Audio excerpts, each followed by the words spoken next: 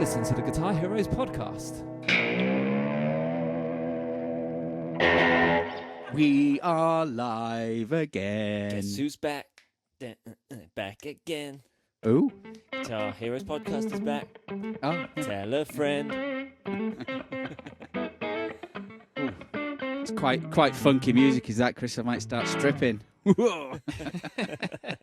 From the top half up, though, because you're already Put your naked pants from back the on. waist down. Yeah, I might start putting my clothes back on. Episode 26. Can you believe it? Oh my goodness. 26. Hang about. 26. That's half a year. That's half a year we've been doing this. Is it really? That's 6 months of podcasts we've been doing. Well, we'd just like to say a big thank you to all our listener for putting up with us. So, what are we chatting about today? Well, today, what's Lee drinking? Hang on. What I've you got drinking? it's a raspberry and red currant gin from Aldi. Oh, nice. It's lovely. Nice. It's really good. Well, what have you got, Christopherson? Just got water today, my friend. I'm only joking. This is a glass full of vodka. Nah, not really. Phil's on the Phil's beer. got a lager. He's got a lager. Hang about. I can see a blue label. Right. Pause this. What's going on here? What is going on? Yeah, I've got a Stella Artois. Nicole, Papa. That's shit French accent. Sorry for anybody who's French listening to this. Thanks to all our French listeners who have just tuned out. This is a Stella Artois alcohol-free. Right, what we're talking about. Right. Moving on. I don't really know what to I'm do pregnant. with this, Chris. I don't really know. Are we going to get through this episode? I'm pregnant. That's what it is. What? Why are you drinking alcohol-free beer? Come on. Oh, What's going on? because you know me. I don't really go on about my ailments. I'll just soldier on, as you all know. But no, I've been getting really bad headaches just lately, and I'm not quite sure why. Woke up the other day with a horrible migraine. Migraines? I tend to get migraines in the middle of the night, and they wake me up. I don't get them that often, but when I do, it's anybody that goes, "Oh, I think I've got a migraine coming on. Do you fancy a pint?" There's just like a load of toss. No, if you get a migraine, you are bedbound. They're horrible things. They really are. So yeah, and I'm just sort of laying off the booze until we hit the road. Until around about 9 o'clock tonight, and then yeah. So now I'm just laying off the booze and just cutting things out and see what. Wow. Not that I'm a big drinker. I just drink big on a Tuesday at the podcast. Just on Tuesday nights, yeah. So this is 6 months into the podcast, and this is a first for the Guitar Heroes podcast because Phil is doing it without port. Yeah. Yes. Yeah. I was going to say, you might get some sense out of me, but already I'm just making no sense at all. So no change. It's not the alcohol, is it? Anything could happen tonight, folks. Anything could happen. Anything could happen. Well, it's you know what? I'm going to get straight and down and dirty. Let's talk about today's subject because me and Chris had a field trip today, didn't we, Chris? We did. Because we we freezing cold. The trip it was. It's freezingly. It's so cold. You should have put your hat and scarf on. I told you, if you come in with me, the aircon's on full tilt. It's like there's icicles like dripping off his nose. I should have definitely gone out with my trousers on. They might have let you in the shop then, mightn't they, if you had it done? Yeah, so we had a field trip. We ordered something from Absolute Music, and it had arrived. And so me and Chris ordered one each. And I'm not telling you what it is just at the moment because it's part of my rant for today. Okay. Right. So we'll get around to that in a second. And on the way back, I thought, it would be quite good to talk about music shops because obviously being musicians, we can't really survive without music shops, can we? And I thought let's talk about our experiences. I mean, I've never really worked in a music shop. Lee obviously has. So we did sort of different sides and talk about different types of music shops. I don't mean like those that sell clarinet reeds and those that sell guitars. I'm talking about the music shops where you feel welcome to be in there. And there's some music shops, and obviously no names are going to get mentioned unless they're the good ones.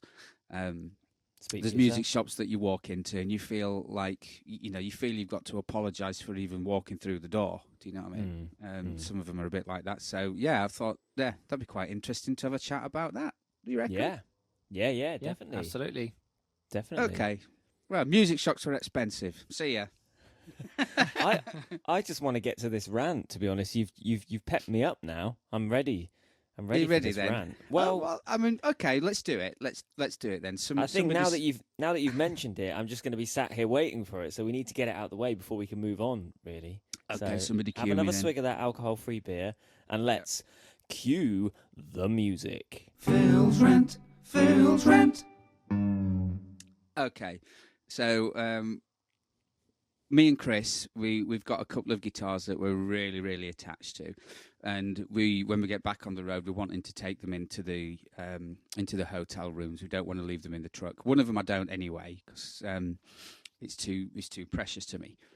But rather than taking loads of cases in, we thought it'd be really cool to get a double gig bag.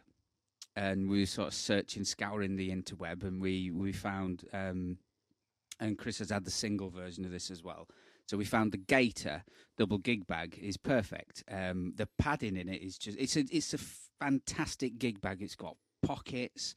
It's the fleece lined. You like your pockets, Phil, as well, don't you? It's ideal for you. You like your pockets. It's ideal for you. You know what? I love a good pocket. Yeah, the pocket. I shouldn't even talk about it while I'm ranting because pockets are so cool. Anyway, so we wanted one that would fit a Strat and a Les Paul, and I have a double gig bag already, and I just know damn well that the headstock will come off in it because it's just there's not enough depth on the head where the headstock is.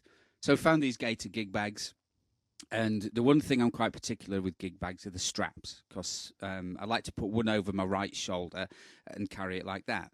And I'm going to mention the name Gator gig bag. It's a Gator, okay, made by Gator gig bag. It is Gator. It's from the Pro Series. Yeah, the Pro Series. So we ordered it from Gator through Absolute Music, and I was there at Absolute Music, and I said to Joe, "Can you phone Gator, please, and just double check that these are the actual straps that we're getting on the gig bag, because I've seen a couple of other versions where they're just sewn on, you know, and I don't like that. They're rubbish.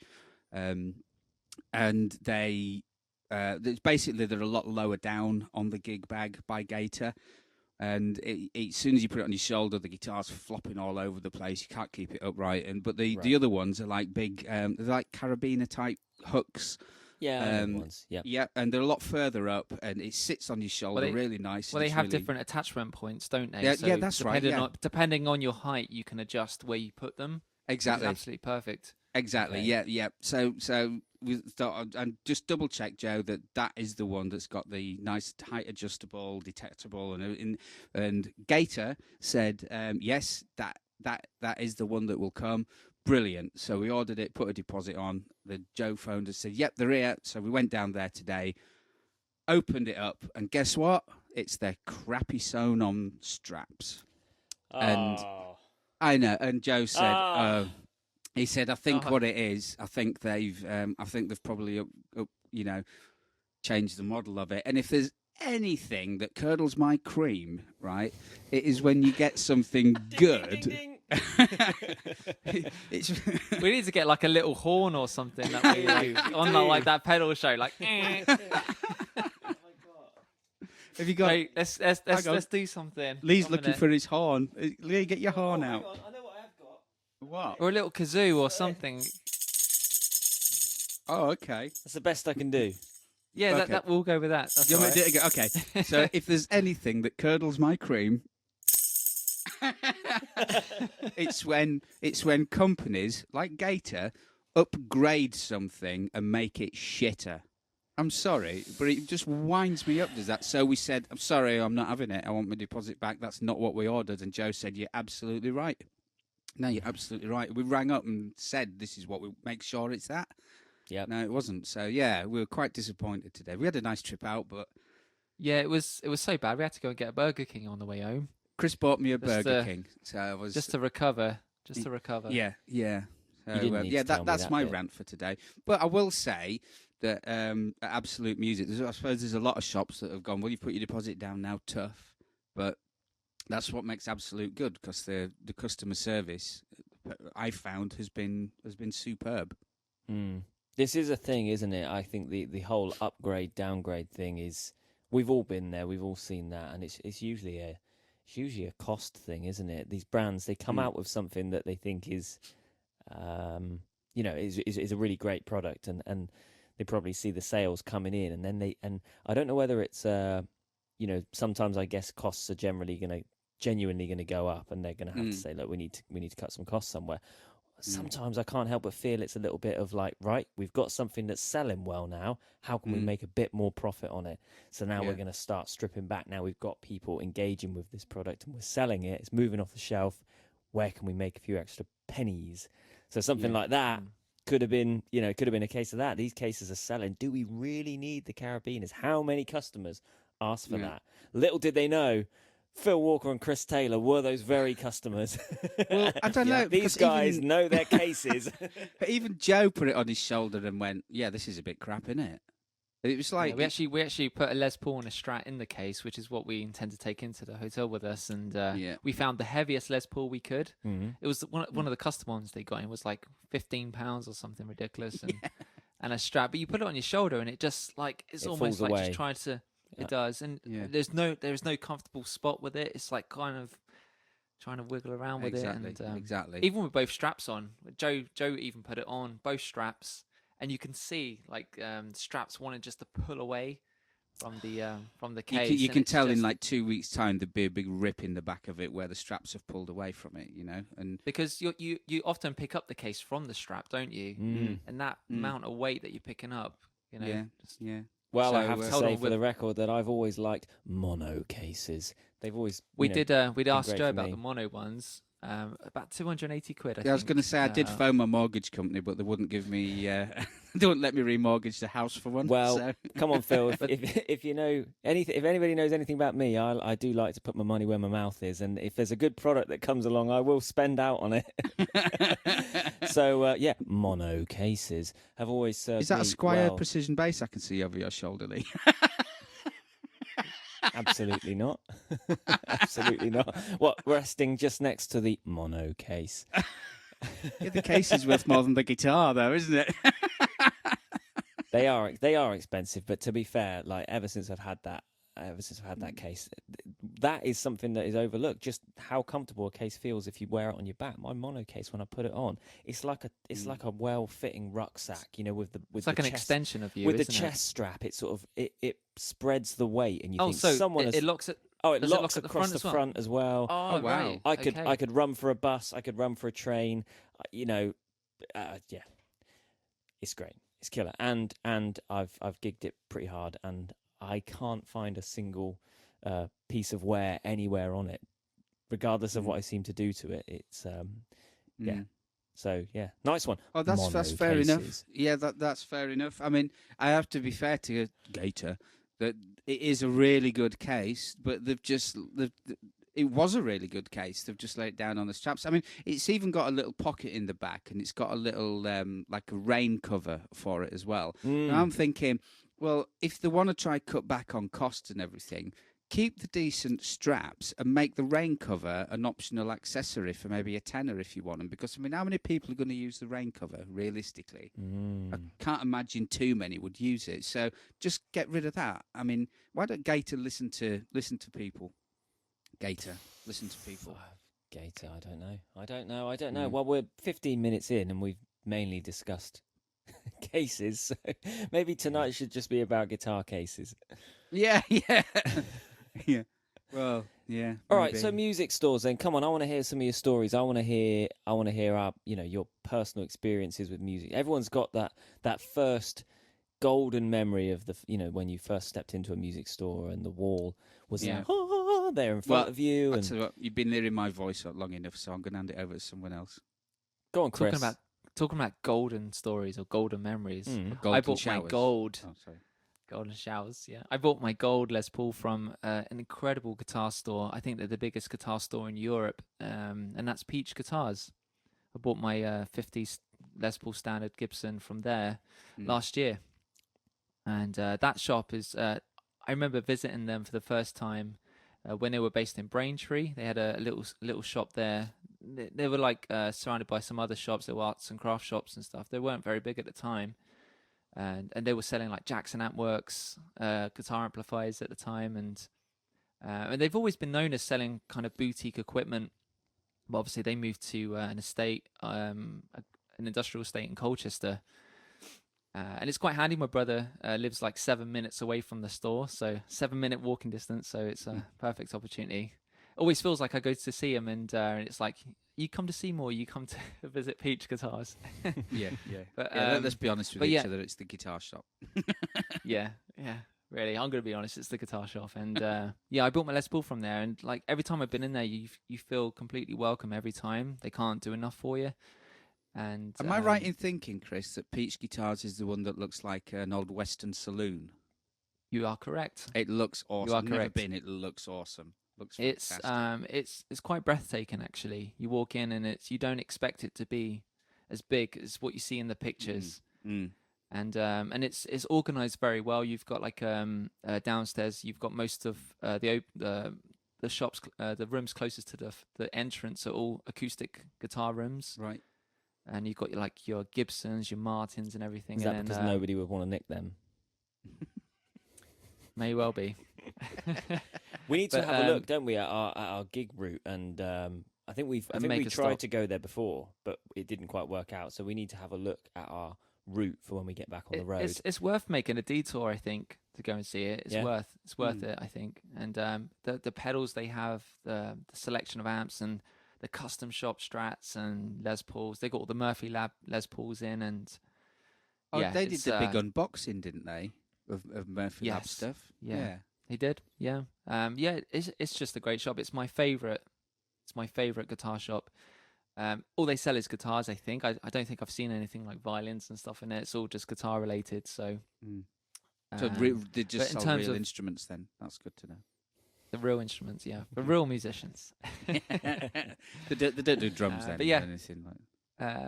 No, it's all guitars. But do you know what was great? During this COVID period, you had to book an appointment to go in there. So I called up and I got a slot on like a Thursday or something. Went in, and I was the only customer in the shop. I had everyone waiting on me. It was quite an experience. So they set up. I basically on the phone. I said, "Look, I want to buy Les Paul. I'm going to be walking away with a Les Paul. I know what you've got in stock, and I'm going to walk away with one." And they set up all the Les Pauls that I wanted. I wanted to try like the most cheapest one they had. I wanted to try a custom shop just so I could make comparisons and everything. And as soon as I picked up the gold top, I was like, "That's it. I'm done. I don't need to try anything else." But the fact they went to all that effort, they set up a really nice amp for me. It was like a Friedman Dirty Shirley, I think is the amp or something, or something like that. It was amazing. I didn't even have any drive pedals, just that amp and the Les Paul. Crank it as loud as you wanted, and it was just a great experience. And the fact that they put all that effort in. You need to go. You really need to go. Well, if we'll take Al. We'll leave him a squeaky toy to play with in the van while we go in there. We'll leave the window wound down slightly. Do you know, I think even Al would appreciate being in there. Drummers die in hot cars. Yeah, I don't want my window breaking for him. We better wind it down. No. Yeah. Excuse me, you've got an Alan in the van. Yeah. Is that your drummer in the van? We need to go, and we need to we need to just have a look. It's always nice to just have a look at other towns as well, and just see what's in town, because there's lots of little surprise stores. There's the big ones that we know of, but there's nice to come across some of these little stores, and like the record shops. That's such a cool thing about being on the road, and something I'm really looking forward to, just getting back to seeing these places that you would never really go to, like, you know. No, exactly. They're too far for a day trip, and there's maybe not enough there for us to go on a holiday. But when you're passing through for work, it's amazing just to, wander around and come across these record shops and music shops, and that's where you find the good stuff. For me, some of the best experiences I've ever had in music shops have just been those kind of like chance happenings where you just walk in and it's like, oh wow, they've got one of these, or it's very dangerously, because I remember like I used to go to like as many music shops as I could when doing all the weddings and stuff. You're like up and down the country, and you always got a lot of time to play with during the day because you're never normally due to arrive at the venue around until like 5 o'clock. Yeah. And I remember walking into PMT. I think it was like near Leicester, I think, one of those. And they had a guitar which I sold to Phil about a year later as a Yamaha SA. Oh, what is it, Phil? An SA 1000? SA 1000. Yeah, so the which is basically a 3, in cherry red. Yeah.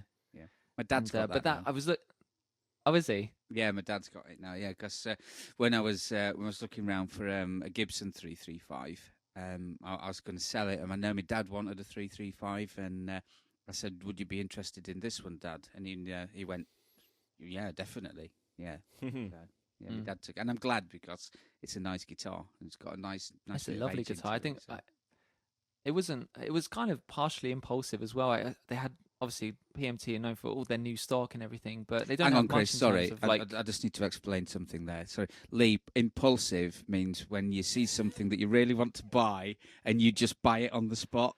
Okay, that's. Do you know what? I need to tell you this. Whether this makes the edit or not, but I need to tell you this, right? So yesterday, today is Tuesday the 18th of May. Yesterday was Monday the 17th of May, which for those of you in the UK will know was the next big step in the relaxation of COVID restrictions.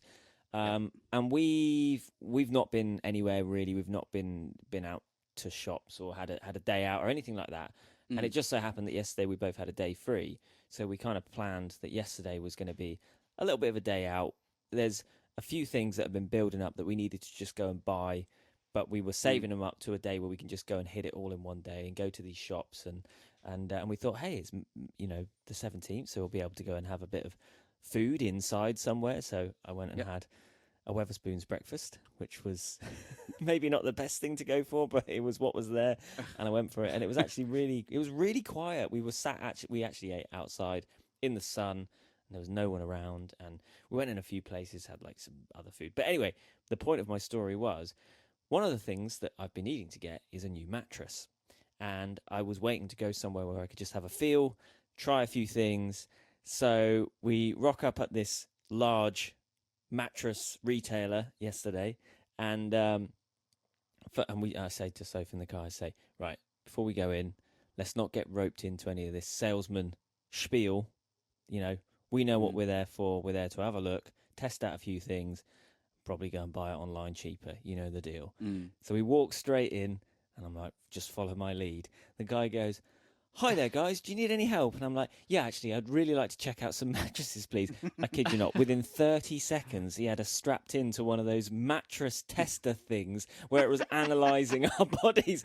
Honestly, within a minute of walking through the door, we're both led on this mattress that's like massaging down our back with a 3D image of us appearing on a screen above our heads, and it's going, "We recommend a medium support mattress." And you're like, "How much?" And from there, it just built and built and built to the point where I was like, abort, we need to get out. I'm about to drop 1,500 quid on a mattress. We need to run. I was like, oh, do you know what? Thanks very much, mate. I need to go and have some food, clear my head, and we'll be back. Yeah, the breakfast's coming back up. So I know what impulsive is, and it strikes at the weirdest of times. For me, I don't seem to have, I think because of my time working in music retail, some of those impulses that most musicians feel have been a little bit numbed for me. I'm sorry to say, I'm kind of sad to say that, because I in a way, I wish I could go back to the day where I was so excited about music gear and music shops. But evidently now it's mattresses that do it for me. So, I had to get out of there pretty quick. Did you buy a mattress yesterday? Well, do you know what? I'm bloody glad we didn't, because we found a few that we liked. And to be fair, the bloke was really nice in there, and I was genuinely hungry, so we went for our third lunch. And we were actually gonna head back and maybe just get a few more details from him. But I did a bit of Googling, and he was making mugs of us. I'll tell you what, you could get it 50% off online. So, fool me once, you know, well, shame on you. Yeah. Anyway, there you go. So I know what impulsive is, but I'm rarely impulsive when it comes to you've probably music seen equipment. it many times, haven't you? I mean, well, you know, when you used to work in retail, so I mean, you must have seen people. Well, no, actually, you've probably seen me and Chris in there, haven't you? Impulsive. Yeah. Oh yeah. It's that 79 Strat. I really like the But colour. the thing is, and then the before you thing know is, it, Lee I'm walking knows. out with it. He knows. He sees us coming. He's like, right, I know exactly how to win this dude over. Yeah. I come in. He's like, hey, Chris, check this out. I'm like, oh my god, I love it. How much is it? I've reeled you in. What you don't realise is I've already planted the seed about 3 weeks previous when I would have tagged you in something on Instagram or would have sent you a little email and you didn't know anything the wiser. And then that seed was planted. Yeah. And then 3 weeks later, strike. I remember on all the gigs I used to do, all the wedding gigs, like my dad used to have a music shop in Weymouth actually for about a year. We had a Fender dealership selling like kind of lower end Fender stock, but a lot of it was mainly guitar based. We had accessories for most instruments, but it was mainly kind of guitars, and we used to get a lot of pre-owned stuff in. And it's the worst thing when you have someone come in and they spend ages in the shop and you think, oh great, they're going to buy something, and then they leave. Yeah, you just think, I felt bad for this mattress guy because I've been there so many times. It's the worst feeling, especially when I know my dad owns the shop and, you know, we're trying to get by and stuff with it. And so every time I visit a music shop now, I always have to buy something. I don't. Oh, sometimes, but I always buy something. For me, it's guitar straps. I have a thing about guitar straps. I always walk away with a guitar strap. I've got so many of them. I love that. I'm with you there, though, Chris. I love that stuff. I like to buy something. If I go to a music shop, I do like to buy something, even if I just pick up a few sets of strings. Even if I don't need them, I will need them eventually. And I love all the accessories and all the little bits. Like, I go straight for I want to see what picks you've got, what slides you've got, what straps, all that kind of cool stuff that you can just pick up and be a bit of an impulse purchase. Yeah. Yeah, but it is dangerous though as a musician going around these shops, especially when you've got the money coming in from the gigs. It's been a good season so far, and you've got, you know, a few £100 left over or something, and you're like, oh yeah, I can afford that, and then suddenly it's like, oh, I'll stick £300 down, and I'll pay the rest off on finance. Or maybe as you're doing the gig in the evening, like you said, Chris, you're actually spending the money that you haven't yet earned. So you're going, right, I'm going to get paid X amount tonight. I'm going to spend that now. But also, it's like I remember going into Coded Music, which I think is Stevenage, yes, in Hertfordshire, and they had this secondhand Japanese Telecaster in there. It was like a '60s reissue with in cream with the binding and everything. I was like, oh my god, it's lovely, I love it. And I had never owned a Telecaster before. And it was a really good price. It was like a B stock model, and I was like, oh man, we've got a good run of gigs this week. I can use it tonight and for the rest of the week. And there's the impulse thing just kicks in, and I'm like, it's funny how it strikes in different ways. And I always did enjoy that, seeing all the different perspective of customers, and how the price point almost became irrelevant because it was more dependent on you as a person, your personal circumstances. So you'd get someone who would come in, and a £300 or £400 guitar would have been something that they'd been saving for, and they would be just as excited as the guy who's come in to buy, a £3,000 whatever custom shop or something. It was all kind of relative, and I think that experience. But I did see a lot of those, I guess, habitual spenders where you kind of got the impression they got more enjoyment, and there's nothing wrong with that. It's fair enough. If you got the money to do it and you enjoy the spending, then that's absolutely fine. It's great. The industry kind of runs on that basis, I think. But these people that would almost crave the buzz of spending probably more than the buzz of playing. Yeah, and like I say, that's fine. That's fine. Particularly, I had some older customers. They're not professional players. They've got another walk of life that they're successful in, and their outlet at the weekend is going to the guitar store. And that was really cool to see that, and see it quite often. And you'd know these characters that would be back every 6 weeks or every 3 months. They each have their own kind of time scale before they get bored with the last thing, maybe part exchange it, maybe move it on to someone they know. and they'd be looking for that next fix, that next buzz, and that was it was always cool. Actually, the pros, the guys that you knew were kind of working musicians, were always the more infrequent spenders, because they would know exactly what they want. They're coming in to buy a tool for a job, and then to go and use it, and you probably wouldn't see them again for quite a long time. Yeah, because for us, we need guitars, specific guitars for certain gigs and things. But also, I just love guitars. I just love having gear, and you go through moments of like just getting rid of everything, and then it's like starting again, and which is quite exciting. Building new pedal boards and stuff like that. Yeah, but that's a bit of my problem. I never seem to get rid of the guitars. They just keep collecting. But you know, one thing I've learned is to hold on to your guitars just a little longer, because sometimes you get rid of things and you do regret it. Yeah. And then you see your 1979 Strat just hanging on the wall there, and you like having doubts, and there he goes. Heartbreaking. He's just completely kicked me in the goulash there, hasn't he? Yeah. You haven't got rid of it yet, have you, Phil? It's on the wall. It's in hanging on the wall music. in Absolute. Oh, okay. Yeah. Okay then. It's well, there you go. on the wall. Give it a little plug. And it did look nice there as well. It looked really. In fact, I tell you what, you talk about impulse buying, Chris. I've got to dob you out on this one, because he looked at me. He go, "Oh, look at that guitar! I wish I could afford to buy it." I look at that, and then he just straight away turned to like a Fiesta Red Road one and went, "Oh, I want that one."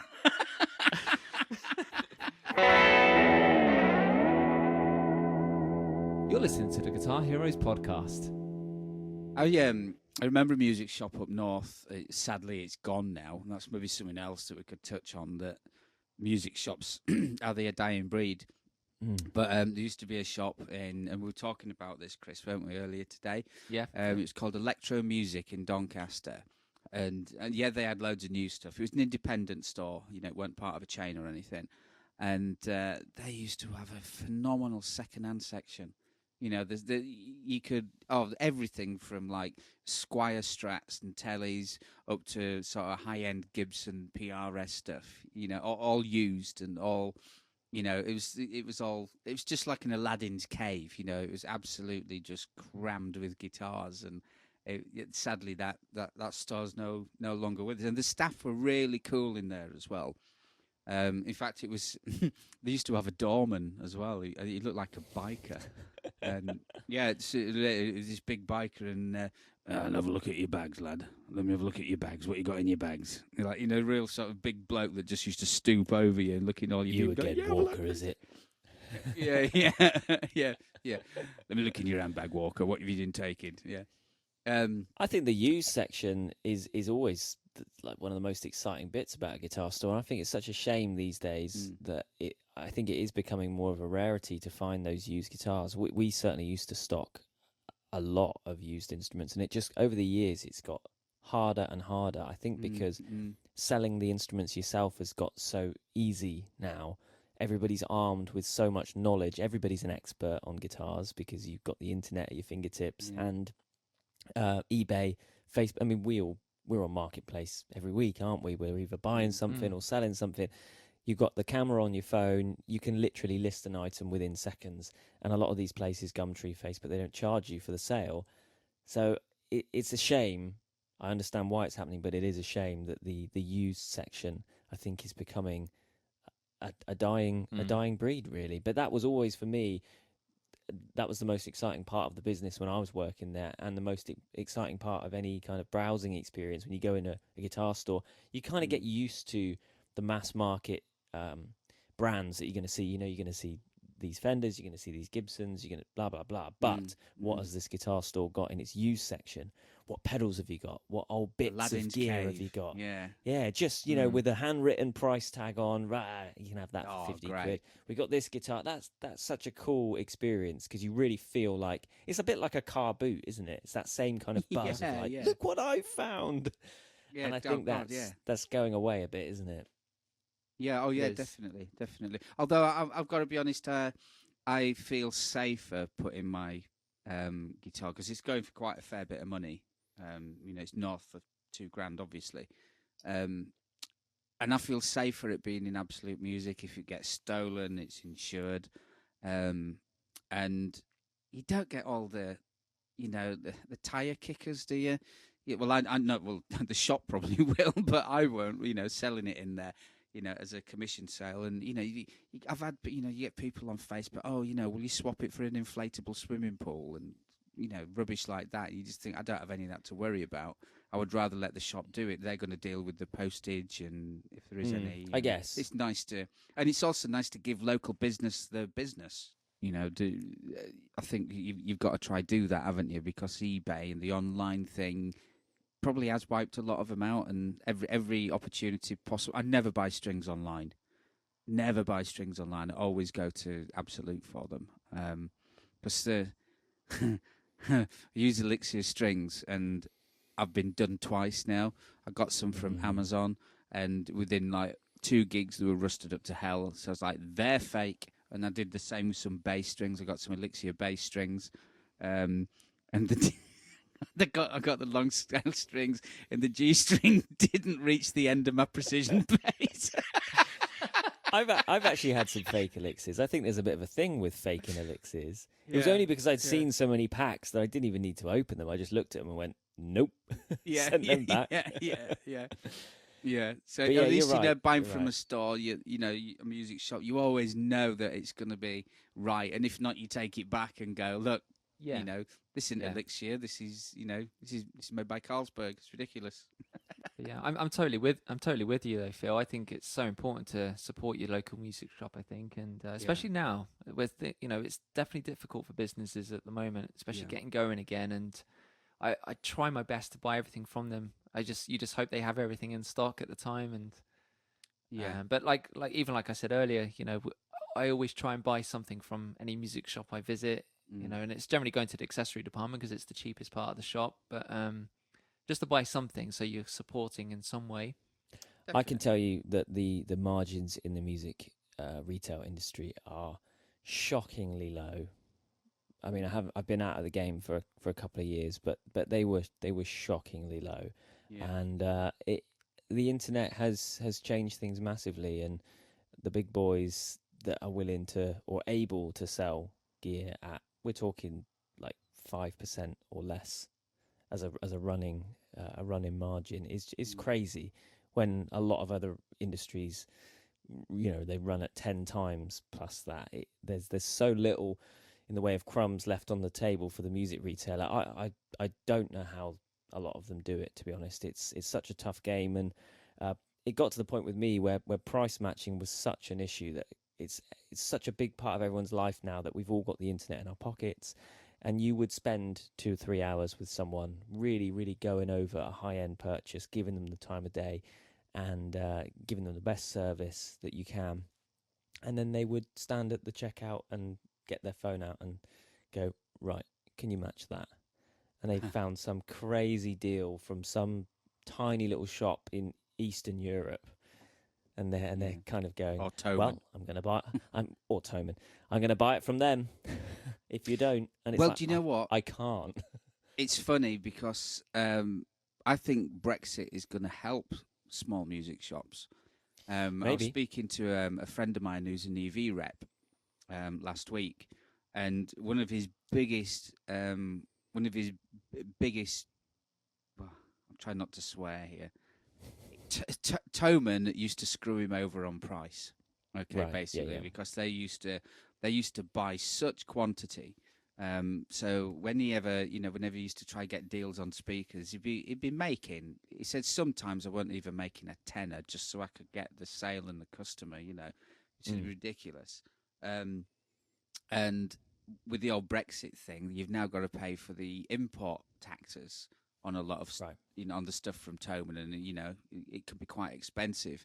And he said, I'm getting a lot more interest now, on gear, because people have looked into it and have gone, no, we don't want to pay all that. It ends up at customs, and then, oh, thank you very much, so we need another £250 to release this to you, that type of thing.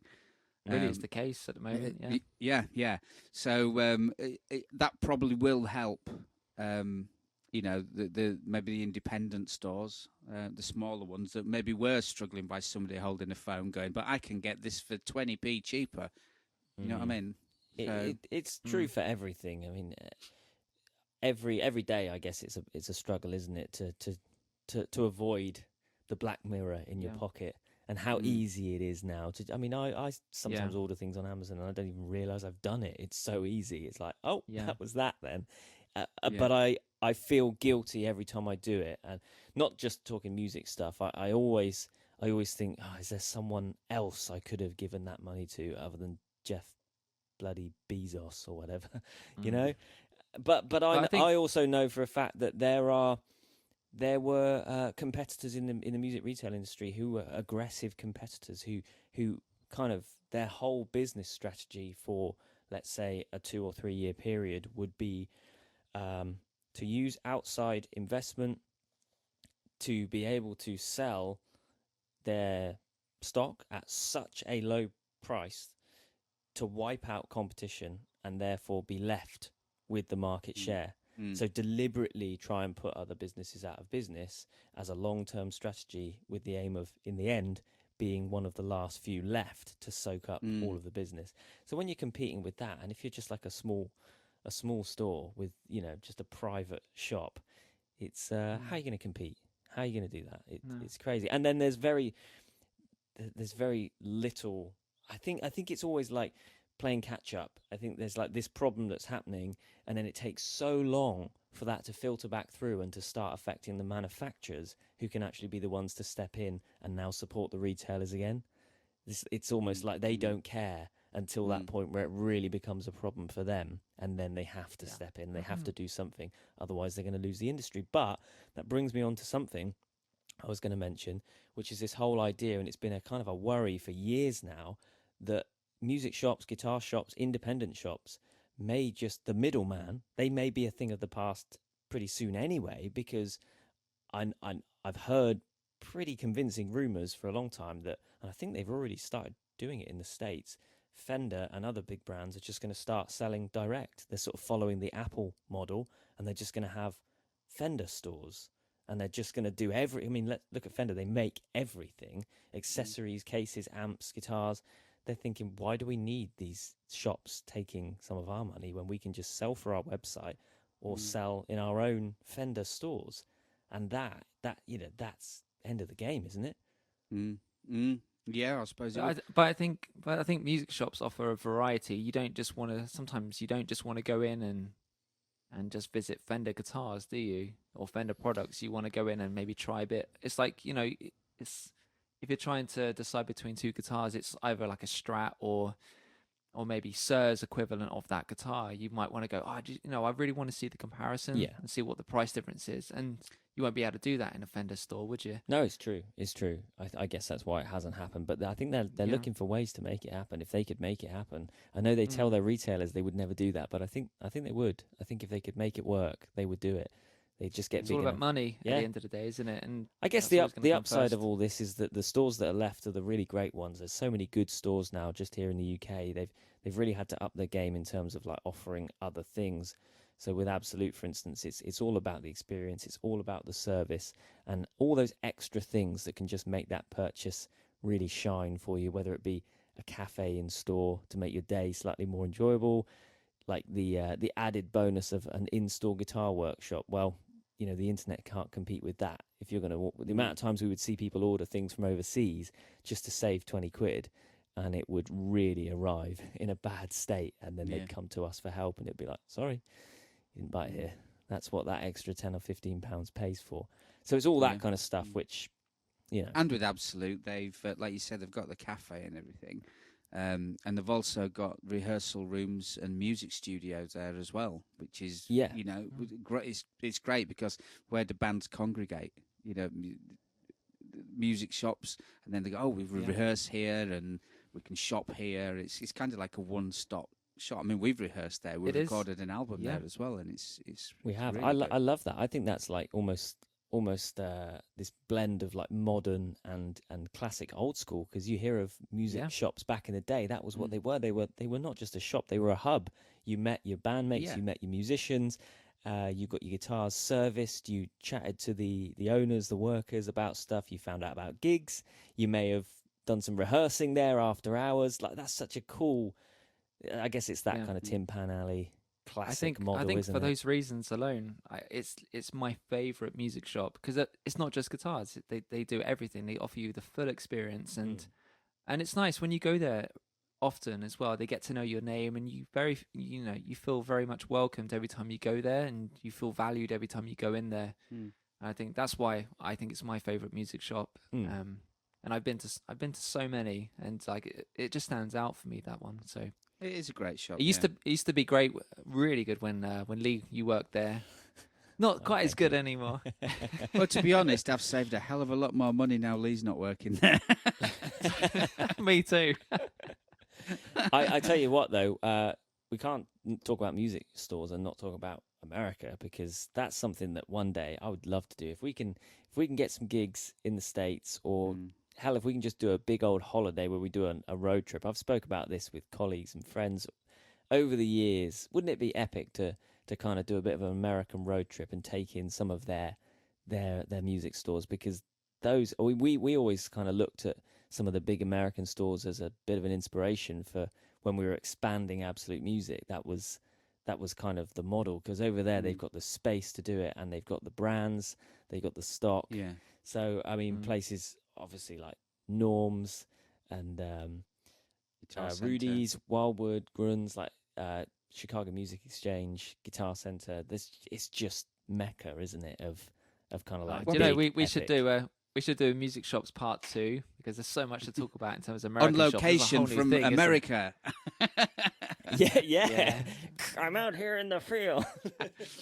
Yeah, in fact, it's like it's funny you mentioned Chicago Music Exchange, because me and Chris are quite big fans of the Mustang bass, and they've actually got their own brand, Fender, the Fender Mustangs, but they do special editions just for Chicago Music Exchange, and I'm desperate to get a one of the metallic. I don't know which blue it is. But it's a really nice metallic-y blue with a maple neck. And the only place I could get one of these was Chicago Music Exchange, and they've specifically made a batch for them. And it's like, oh man, yeah. So I mean, that's how we'll have to go to the Windy City. We'll have to go. That'd be epic. Yeah. So one thing I wanted to do, I was thinking, well, what can I do? What kind of little feature can we add to this episode tonight? And I was thinking, well, a big part of any music store, if you're an avid customer, or if you're an employee in a music store, you can't escape music store trivia, because you're meeting all these people every day, and like I said, everyone's an expert these days, and it's great. Sometimes you get people who think they're an expert and don't know, but that's fine. And other times you just get to meet all these amazing characters and kind of soak up all of their knowledge. So I went online and I started looking at guitar trivia, and I came across Reverb's what was it called? Right, Crazy Hard Guitar Trivia. And I thought I would just throw these questions at you guys and see. Is this like a quiz show? Is it? Is it like first, a little bit? First to raise your hand up, then is it gets the. Okay, yeah. Let's do it like that. Let's do it like that. There's a few questions here. We need another jingle, don't we? Oh no. Quiz. Reverb.com's Crazy Hard Guitar Trivia. Right. Number 1. Which of these is not a Rickenbacker finish? So 4 options here. Okay. Not. So not a Rickenbacker finish. Burgundy glow, maple glow, sunrise glow, or autumn glow. I'm gonna go with the autumn. You didn't put your hand up. You didn't put your hand up. Phil, what were you going to go with? The first one. Burgundy glow. Yeah. Our survey says you're both wrong. It's sunrise glow. Oh, really? Okay. Number 2. Who is... These are going to be quick fire, all right? Who is credited with developing the original PAF humbucker for Gibson in the 1950s? Is it Seth Lover, Les Paul, Roger Ross Mezzle, or Ted McCarty? McCarty. I'm going to go with Seth because I like his name. Chris, you are indeed correct. It is Seth Lover. Yeah, I knew that anyway. Number 3. Martin guitars like the D28 switched from Brazilian to Indian rosewood for their bodies, but in which year did this happen? Was it 1946, 1969, 1974, or 1961? This is a complete guess. I'm going to go 61. I was going to say 61. You're both wrong. It's 1969. Okay. Number 4. Prior to the foundation of Kramer Guitars, Gary Kramer worked for which other guitar brand? Was it Travis Bean, Jackson, Charvel, or Fender? Charvel. Chris? Jackson. You're both wrong. It was Travis Bean. I thought that was a made-up name. I thought I'd Okay. God, we're doing well, Phil. You're doing well. Is anyone keeping score here? I think, Chris, you got one, didn't you? You got Seth I don't one. think I've got any yet, have I? So Chris Well, is this definitely is in the lead. this is Reverb.com's crazy hard guitar trivia. Right, who founded Mossrite? Have you ever seen a Mossrite, by the way? Mossrite. They're these really weird kind of offset guitars with P90s, and they look like psychedelic, like the guitar's slightly melted. So who founded the Ramones Mossrite? play them? Yeah. There's been a few players over the years that have kind of been associated with them. I think you're right. So was it Scott Mosser, Mike Mossman, I can't even read, Moses Malone, or Semi Mosley? It's got to be Moses Malone. I was going to say Moses Malone. Yeah. Our survey says it was Semi Mosley. That's an example of the kind of stuff you'd hear. You'd have a Mossrite on the wall, or you'd have something similar, and some old bloke would be like, "Oh yeah, fantastic guitars they were, designed in 1963 by Semi Mosley," and you'd sort of ask yourself, "Do I need to remember that?" No, I'll let that one go. And now wish we Okay. had. Right, which of these is not an Ovation solid body electric guitar model? Which is not an Ovation? Is it the Breadwinner, the Preacher, the Legend, or the Deacon?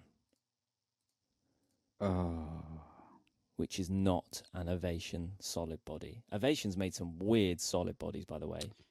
There's one that looks like Gimli's axe. Yeah. Anybody? Can you give us the choices again, Lee? Is it not the Breadwinner, the Preacher, the Legend, or the Deacon? I'm going to be Deacon. Breadwinner. It's actually the Legend. The only one that sounds like it could be for me. God. The Ovation Legend sounds like a guitar, but the Ovation Breadwinner, I'm not sure about that, but there you go. Right, the Gibson... Oh, come on, you should get this one. The Gibson ES330 uses which type of pickup? Is it the PAF humbucker, the P90, the P40, or the P100? P90. Chris? I think Phil's right with that, actually. Our survey says... You are correct. Yeah. You are correct. I've got one right. Excellent. You have.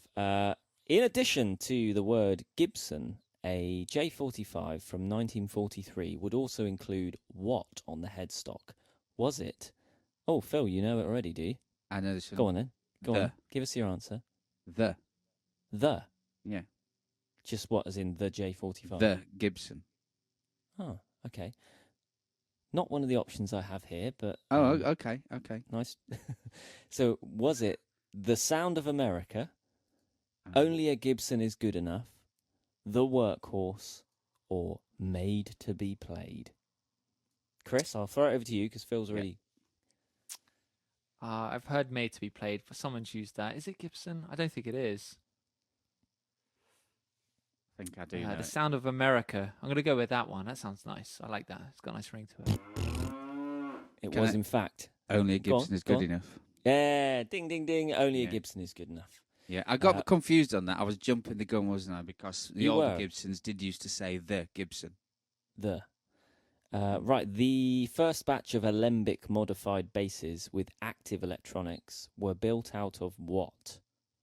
Were they built out of Rickenbacker 4001s, Guild Starfires, Fender Jazzes, or Gibson EB2s? So Alembic started modding someone else's basses and putting active electronics in it. What did they use? Starfire is a guitar, isn't it? I'm not sure if it's a bass. I don't know if they did a bass run at that. Well, Lambic did guitars, didn't they? Not just basses. I think they've done. Any guesses? I'm gonna go with Gibson. I'm gonna go with a Guild. Sorry, I don't know. I'm just Chris, you've got another point there, baby. It was the Guild Starfire. Tonight. He is. Well, he's got 3. Just like that little man behind you on the light. Don't say that. Don't say that. Right. In 2012, Taylor Guitars purchased a mill to control the harvesting and sales of which type of wood? Was it ebony, sapele, Brazilian rosewood, or mahogany? In what year? 2012. What did they start to control the harvesting of? I'm gonna go with, purely because of the fuss that's been created over it, the rosewood. Chris? It would make sense because there's been a bit of fuss about rosewood, but let's go with a different answer. I've got to give Phil a chance to catch up because I think that is right. Oh, I'm going to go sapele. Oh, it was ebony. I think the Brazilian rosewood thing had already happened by then, and ebony's kind of high up there on the list, so they were taking steps to secure ebony. So the Steve Vai signature Ibanez gem, this is easy, includes which unique feature? Go on. Monkey grip. I won't even give you the options. Monkey grip. Correct. The bodies of Dan Armstrong guitars and basses produced with Ampeg in the late 60s and early 70s were made out of what material? Was it? Now, this has been spelled aluminum, but we'll say it correctly.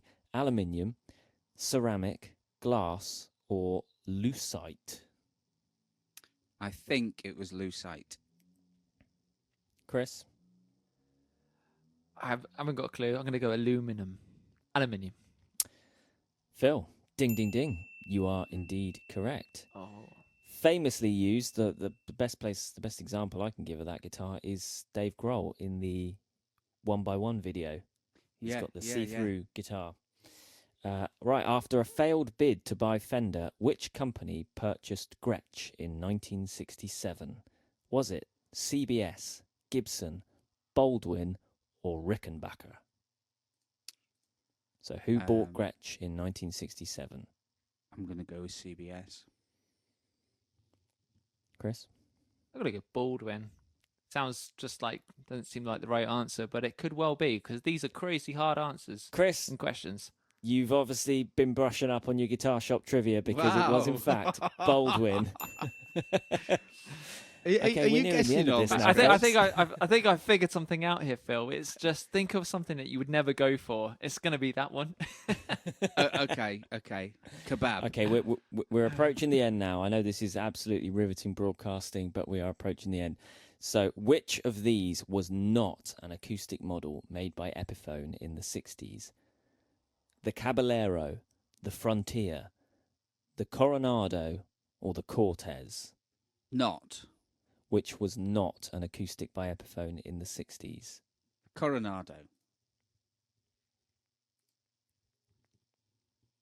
I don't know. What are the choices again, Lee?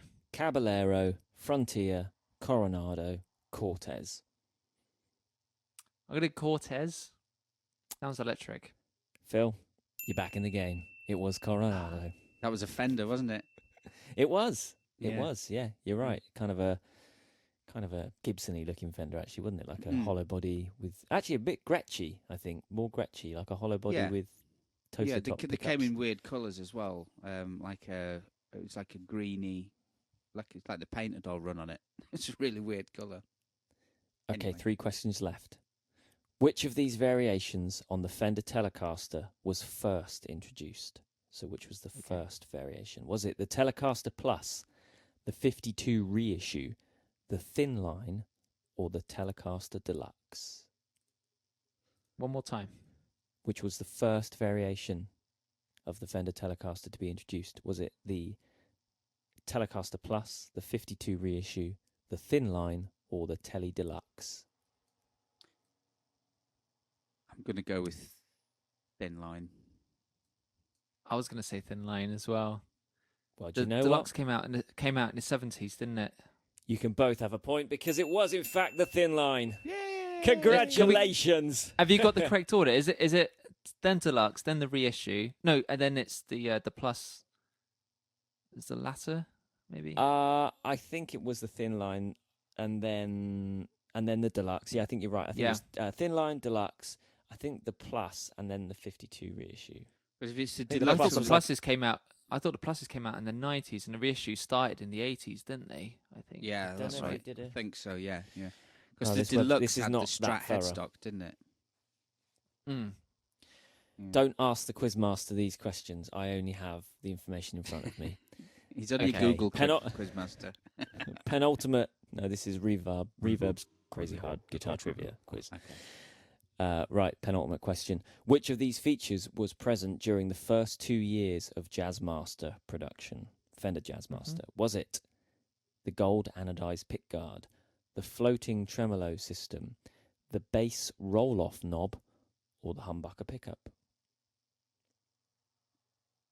Question one more time. First 2 years of the Jazzmaster, which of these features would you find on that guitar? Was it the gold anodized pickguard, the floating trem, the bass roll-off, or the humbucker pickup? Chris, you I'm gonna go floating tram. okay? Yeah, I would have said that, and the gold anodized pickguard. Well, you can only have one. Which of these features? So, which one of these features was first? Yeah, I First would. 2 years. I was going to say that. I was going to say the floating trem, but I'm going to go. Oh, I think I know Come on, that's Phil, the here we right go. answer. What is it? Trem.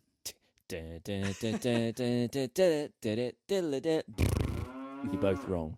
Phil, if you'd gone with the gold anodized pickguard, you would have been walking away today with a holiday in Magaluf.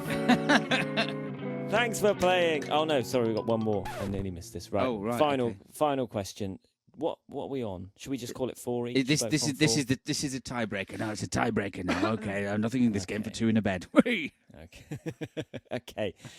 Eyes down, eyes down. Here we go. Here's your darts and tankard.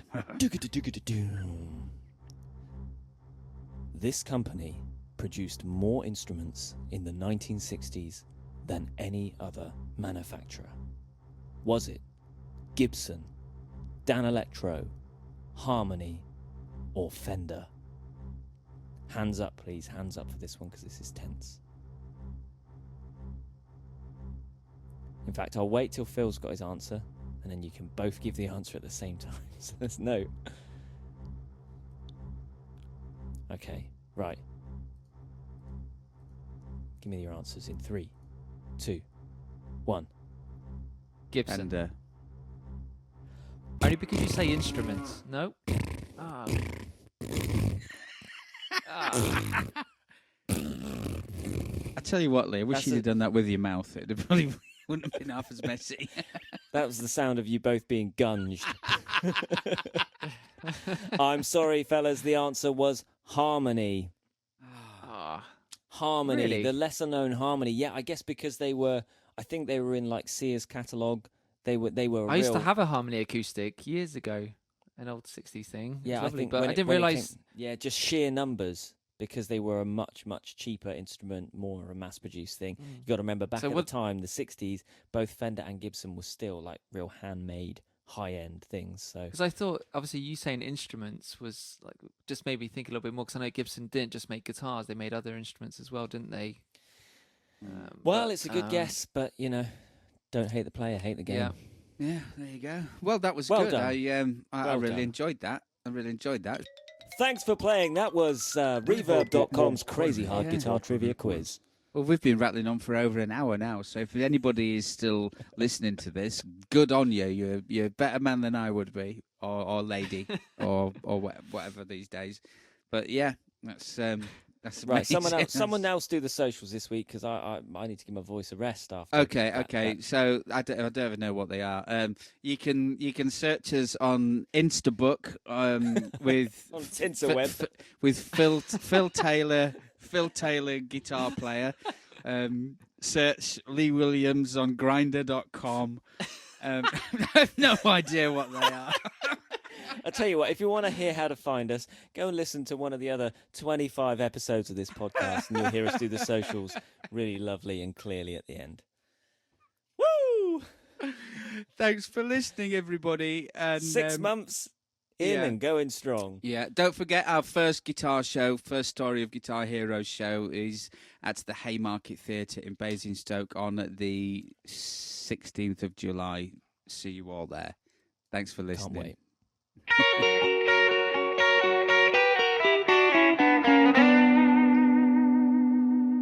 I set up a new patch today.